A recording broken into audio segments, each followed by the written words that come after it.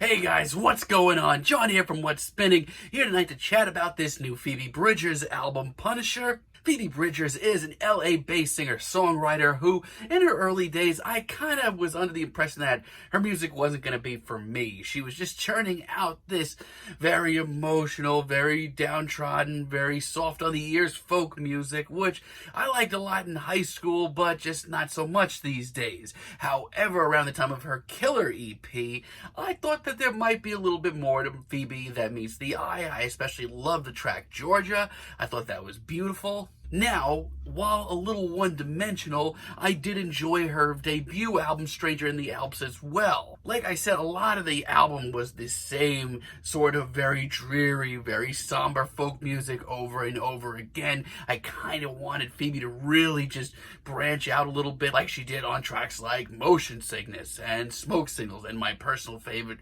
Would You Rather. She seemed to further push herself out of her own comfort zone last year with the Better Oblivion Community Center project with Conor Oberst. I thought the more folk rock implications of this album were pretty great. Now, ever since, I've been very interested to see what Phoebe was going to do next. I really wanted her to just branch out even further, and from the sounds of these opening singles that were leading up to this album, she has done just that. Let's chat about Punisher. This album starts off with DVD menu, and no, this isn't the grandiose or epic intro that anybody expected. No, it's not. But it's serene, and it's got this really interesting psychedelic, almost woozy undertone to it that's pretty cool. It's also, in its own very weird way, very emotional, and brings in a lot of the sounds of this album very nicely. Now, Garden Song is very interesting. It has a lot of the elements that showed up on Phoebe's debut album, Stranger in the Alps. It's very somber, it's very emotional. It has these very bittersweet bars featuring very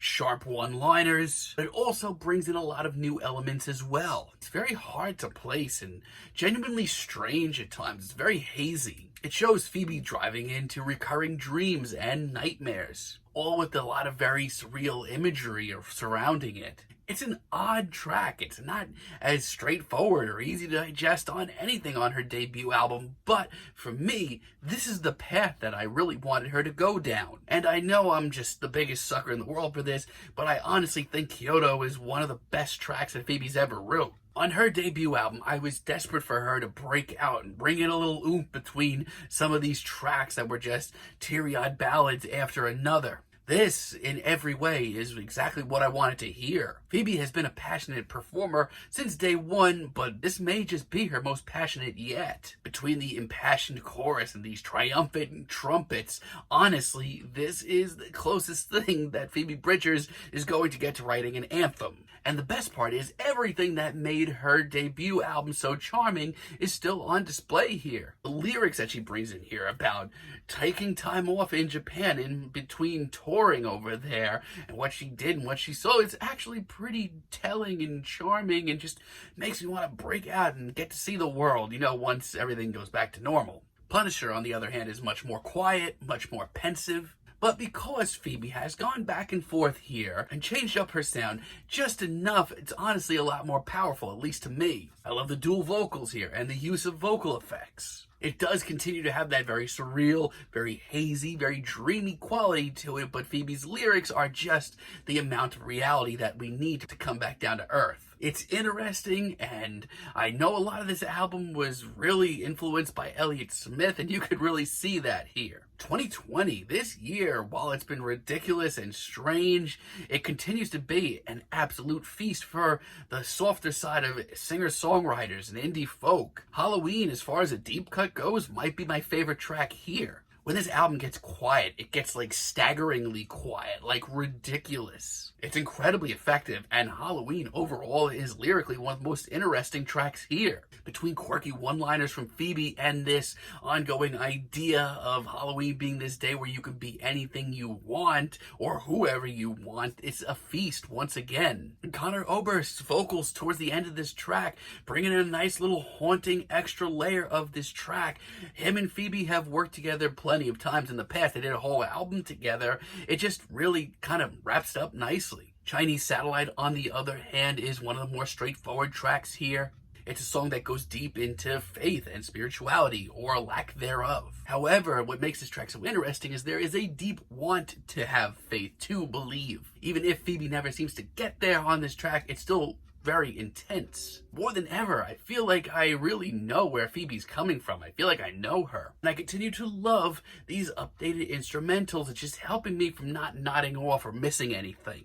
And in between all of that, her performances are continuing to be larger than life. I See You break some new ground once again. Once again, it's a little tense, really hard to place. It's actually, overall, one of the most cosmic tunes of the bunch, but lyrically, it is so timeless and so sweet that it just gives you this great medium, brings you down to earth just enough. Phoebe pulls this off wonderfully, too. It's strangely epic for her style. And Graceland 2, on the other hand, is the sort of ballad that I wish we heard more from here, from Phoebe. It has a little bit of an alternative country feel to it, like some of my favorite tracks on Stranger in the Alps. Now this, as well as some other tracks on here, bring Phoebe into these situations where she seems to be caring way too much about someone who doesn't really care about themselves. And honestly, it's pretty tragic. She goes pretty hard into it as well. But she approaches it wonderfully. It's a very tasteful track, and the harmonies that we get by the end are some of the best on this entire album. Now, there are a couple of tracks on here that I feel like are maybe a little too tame for my taste. Moonsong is the haziest and the dreamiest track here by far. Not only as far as instrumentals go, as far as the lyrics go too.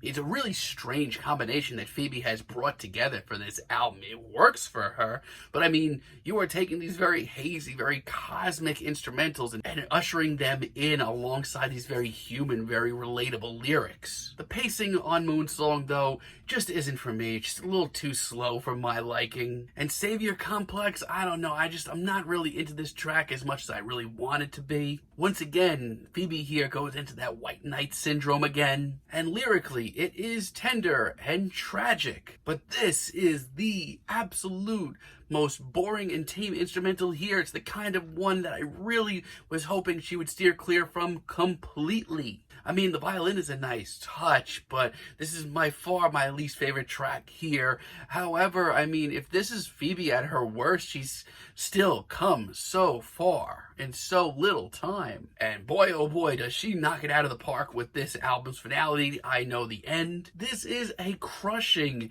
dark, apocalyptic ballad that just seems right on time in a weird way. Its progression from some very melancholy love track, or whatever you want to call it, to something else completely. This apocalyptic meltdown of an indie tune is pretty insane. I mean, for every time that I've wrote in my notes about an indie folk or indie rock album or a singer-songwriter album this year, that it had beautiful lyrics, but I wish it would progress the genre to the next step, I feel like Phoebe Bridgers read that and honestly answered all my prayers with this track. This is ridiculously good. Going into this album, Phoebe was already one of the most promising acts in the genres that she touches down on. But here she takes singer-songwriter music and folk rock and indie folk and whatever else you want to call it and turns the genre on its head with cosmic atmospheres and forward-thinking instrumentals, everything that I wanted to hear. And yeah, there are a few tracks on here that worry me, maybe are a little bit too tame for my liking. However, overall, she really put these genres on notice, and this year just continues to be a feast for these genres. I'm feeling a very decent 8 on this album, but let me know what you guys think down below. If you like the video, be sure to give us a like, give us a subscribe, and let me know down below what you would like for me to chat about in the future. And until next time, have a great day, guys.